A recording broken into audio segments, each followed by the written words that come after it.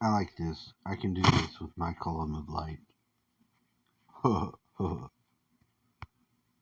Stream and hot springs outside the city limits that feed that entire aquifer for the city. So we went out and we created a column of light in one of those springs. Then we were calling in all of those that we worked with, the archangels, the consciousness of water, the consciousness of the earth, and we started to simply ask for their assistance to help hold their attention onto this column of light that we created.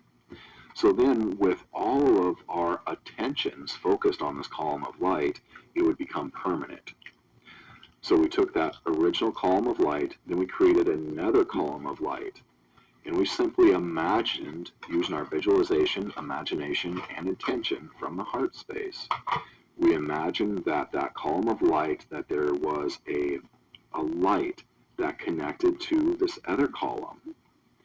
And so now we have created our very first two parts of that grid, which is our original column, and then we created another column and connected the light to it. And we kept doing this. We kept creating new columns. And every time we would create a column of light, we would watch that column of light connect to all of the other columns of light that we created in this grid system. So we actually created this on December 26th of 2012. It was the day after Christmas, and we were like, okay, let's do this. About it. So this marks today, December 26th of 2022. This is our 10-year or 11-year anniversary of creating the columns of light.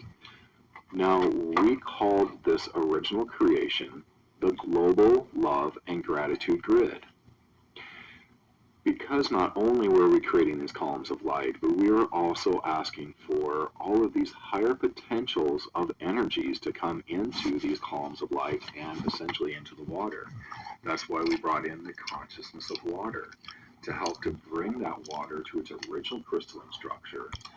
We were bringing in the light, we were bringing in the frequencies and properties of love and gratitude. Everything that we would do with our own water, sending our gratitude into it, our love to the water, our Love light, to the water. basically would come through that column of light. Loving it. Into that water. Love that. So the original Global Love and Gratitude Grid, which we created at that time, we started to really promote that. We actually have a website for the globalloveandgratitudegrid.com. And for a while, we were mapping out with the help of people all over the world. We were mapping out where people were putting these columns of light and connecting them. And it became worldwide that people were creating columns of light and connecting it to our original grid system. So over the course of years, I was driving all over the country, and every time I would see a water tower, I would anchor a column of light into it and connect it to this Global Love and Gratitude Grid. Well, then we started to work with other things such as cell phone towers, as cell phone towers became more and more popular at that time. So we started to anchor columns of light into cell phone towers. And when we would do that, we would see that that cell phone tower and all of its transmissions that it would send out were then shifted. It would be a beneficial energy, and it would contain those frequencies of love and gratitude. And then for a while, we were also doing electrical substations. But at the time, we weren't able to connect this Global Love and Gratitude Grid into electrical substations like Hoover Dam or any of those large fenced-in areas that you see that are connected to electrical grid systems for transmission lines and large power lines.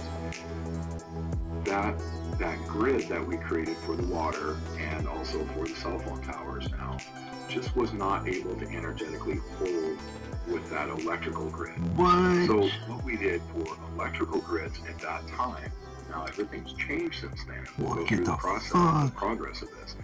But at the time, we would create a column of light for that electrical substation, and we would invite in some being in the highest and best good to step in and hold their attention onto that column of light so that the light would stay there for as long as was necessary, or in the highest and best good.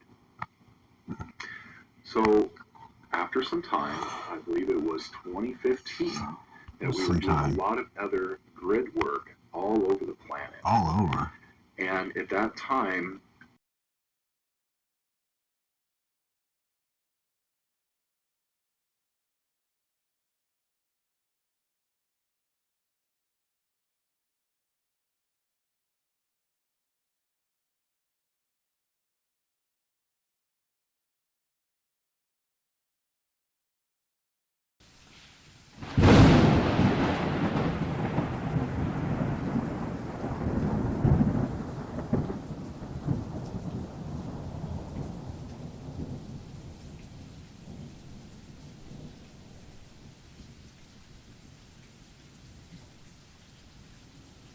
Just go with it. Heart of the sky.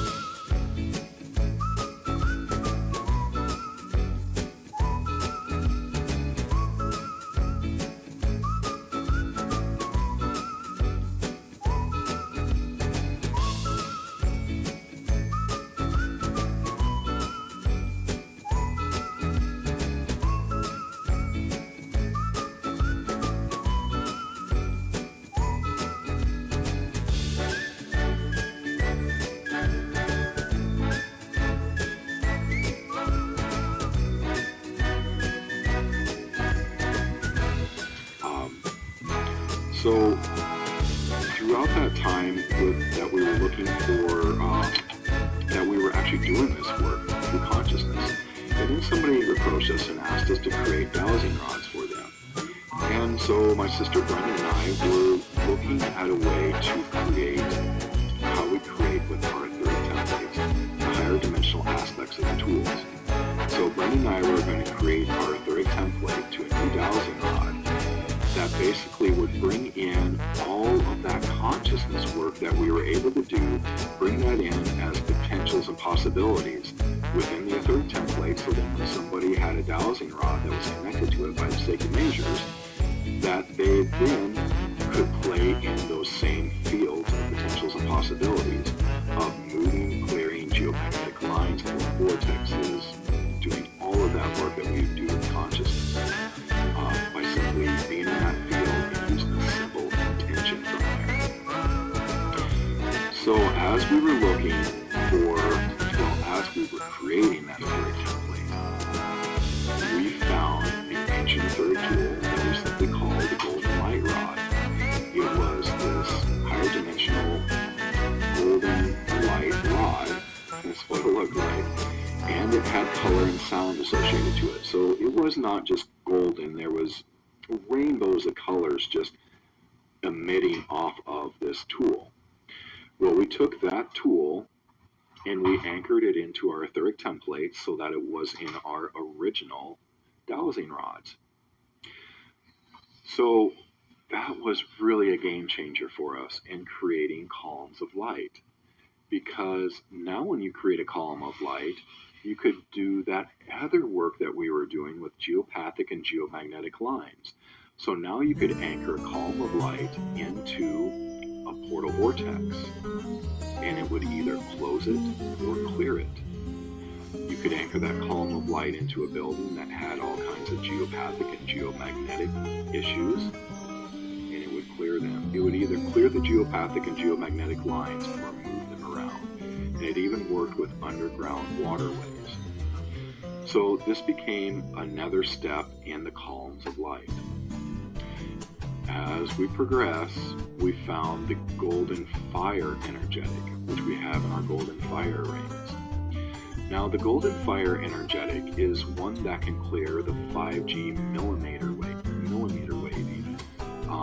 The golden fire energetics, as we've discussed here in our Lightworkers school, is that golden fire can even cross over ghosts' waywards.